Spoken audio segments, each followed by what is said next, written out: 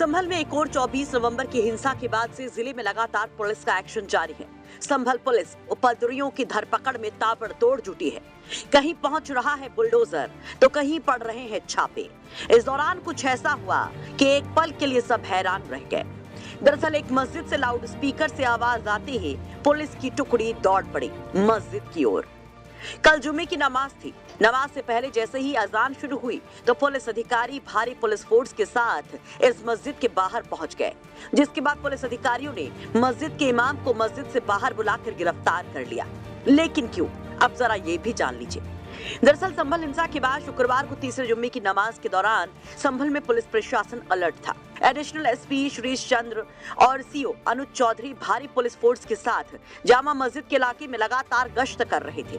लेकिन इसी बीच जामा मस्जिद से कुछ दूरी पर स्थित अनार वाली मस्जिद से लाउड स्पीकर से अजान होने की तेज आवाज सुनाई दी तो एसपी और सीओ पुलिस फोर्स को लेकर अनार वाली मस्जिद के बाहर पहुंच गए, क्योंकि 2 दिन पहले ही मीटिंग में लाउड स्पीकर की तेज आवाज को लेकर तमाम मस्जिदों के इमाम को पाबंद किया गया था कि ऐसा ना हो, तेज आवाज में लाउड स्पीकर ना बजे। लेकिन अनार वाली मस्जिद में इस रोक के बावजूद जब लाउड स्पीकर बजा तो पुलिस अधिकारी दौड़ पड़े।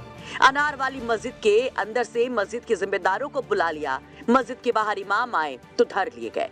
पुलिस ने मस्जिद के इमाम को गिरफ्तार कर लिया। पुलिस टीम इमाम को गिरफ्तार करके थाने ले गई, जिसके बाद संभल कोतवाली पुलिस ने नखासा थाना इलाके के मंडलाई गांव के निवासी इमाम तहजीब का शांति भंग में चालान करके उप जिला मजिस्ट्रेट के कोर्ट में पेश किया, जहां पर 2 लाख रुपए के मुचलके से पाबंद करते हुए उन्हें जमानत तो मिल गई। संभल कोतवाली में एक इमाम को पकड़ा गया है, 151 में कार्रवाई की गई है। क्या मामला था पूरा? वहाँ पर लाउड स्पीकर पर इसमें बैन है और लाउड स्पीकर बजाने को लेकर मस्जिद में, अनार वाली मस्जिद में लाउड स्पीकर और लाउड आवाज़ में बजाने को लेकर उनको पाबंद किया गया है और उसी प्रकरण में उनके ऊपर 151 के साथ कार्रवाई। तुम कितने से पाबंद किए गए? उनको 2 लाख रुपए से पाबंद किया गया। तो जमानत दे दी? हाँ, आज जमानत दे दी गई। वहीं इमाम साहब कहते कि उनको इस बाबत तो कोई जानकारी ही नहीं थी, सरकारी आदेश का कतई इल्म तक नहीं था।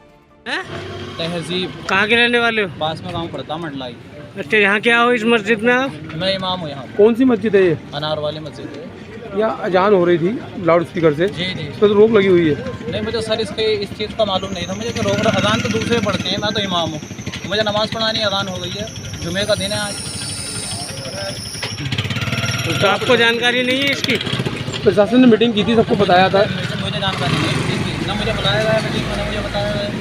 इसके मस्जिद की सदर वो कौन है मुतल्ली? वो जफर एडवोकेट साहब हैं जो इस मस्जिद के हैं।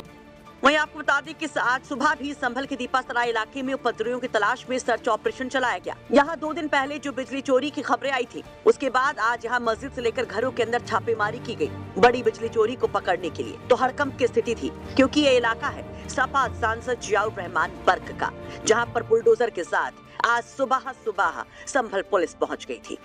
संभल में अब जिस तरह से एक्शन जारी है, इस पर आप क्या कहेंगे? कमेंट बॉक्स में अपनी राय जरूर रखिए। संभल से अभिनव माथुर की रिपोर्ट, यूपी तक।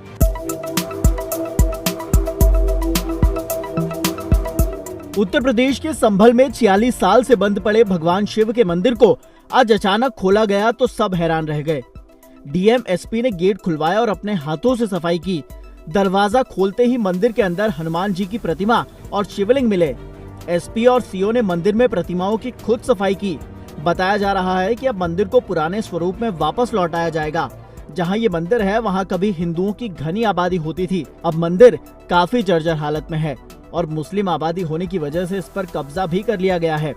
लोगों ने बताया कि यहाँ पहले हिंदू आबादी हुआ करती थी, लेकिन साल 1978 के सांप्रदायिक दंगों के दौरान कई हिंदुओं के घरों में आग लगा दी गई। डर के चलते हिंदू परिवारों ने यहाँ से पलायन कर दिया और हिंदू आबादी वाले इलाके में बस गए। पहले इस मंदिर में भजन कीर्तन भी हुआ करते थे। मंदिर के बराबर में ही एक कुआं भी है, जिसको अकील अहमद ने पाट दिया। अब मंदिर मुस्लिम आबादी में होने की वजह से उस पर कब्जा कर मकान में मिला लिया गया है। हालांकि आज डीएम के आदेश के बाद 46 साल के बाद फिर मंदिर खोल दिया गया। सर, हनुमान जी का मंदिर मिला है, महादेव जी का मंदिर मिला, और कितने ऐसे मंदिर मिलेंगे सर? ये जो मंदिर मिला तो जब सुबह हम भ्रमण कर रहे थे तब पता चला कि किसी ने मंदिर को 3 ओर से ब्लॉक कर लिया है, एक ओर से खाली था। तो एक ओर से ये जो स्ट्रक्चर आपको दिख रहा है, ये स्ट्रक्चर जब दिखा तो हमने कहा इसको खुलवाते हैं। तो पता चला कि 3 ओर से ब्लॉक करके इसको भी एनक्रोच करने की तैयारी थी, तो इसको हमने एनक्रोचमेंट। सर ये कुआं कितना पुराना होगा सर? कुआं कितना पुराना होगा सर? ऐसा तो अनुमान नहीं लगा सकते, लेकिन जिससे भी पूछते हैं वो एक ही बात कहता है कि 800-1000 वर्ष पुरानी है। ये मंदिर कितना पुराना होगा सर? 40 वर्ष बाद तो खुला है मंदिर, 1978 के बाद खुला नहीं है मंदिर। और मुझे लगता है कि ज्यादा नहीं तो कम से कम 400-500 वर्ष पुराना तो है। 400-500 वर्ष पुराना होगा सर। और मंदिर बंद कब था सर? 40 वर्ष पहले बंद हुआ था, उसके बाद अभी खुला है। जब 1978 में दंगे हुए थे? हाँ, उसके बाद बंद कितने हो गया। परिवार उस वक्त यहाँ पर रहा करते थे जो यहाँ से पलायन कर गए सर? अभी एक बुजुर्ग थे, उन्होंने बताया कि लगभग 40 परिवार यहाँ पे थे जो छोड़ के चले गए। सर जिन लोगों ने मंदिर पर कब्जा किया उनके खिलाफ क्या कार्रवाई होगी, क्या एक्शन लिया जाएगा सर? देखिए, जो कब्जा करता है वो भूमाफिया में हम उसको चिन्हित करेंगे, उस पर कार्रवाई करेंगे, क्योंकि कब्जे इतने अधिक हैं कि एक एक को हम चिन्हित करवाने पूरी टीम हमने बनाई है। और जिन जिन लोगों ने कब्जा किया है उन पर उनको पाबंद भी करेंगे हम, ताकि भविष्य में कब्जा नहीं हो। उन जगहों को चिन्हित करेंगे, उनकी मैपिंग करेंगे, उनको हम दर्ज करेंगे, ताकि भविष्य में ऐसी स्थिति ना आए। ये पूरा मामला संभल के नखासा थाना इलाके के मोहल्ला दीपा सराय से सटे खग्गू सराय का है। दरअसल जब संभल में प्रशासन और पुलिस की टीम बिजली चोरी पकड़ने गई थी, तब इस मंदिर पर नजर पड़ी। डीएम एसपी ने फौरन मामले में आदेश दिया और मंदिर 46 साल के बाद फिर खोला गया। खास बात तो ये है कि ये मंदिर उस जामा मस्जिद से सिर्फ 1.5 किलोमीटर दूर है, जहां पिछले दिनों 24 नवंबर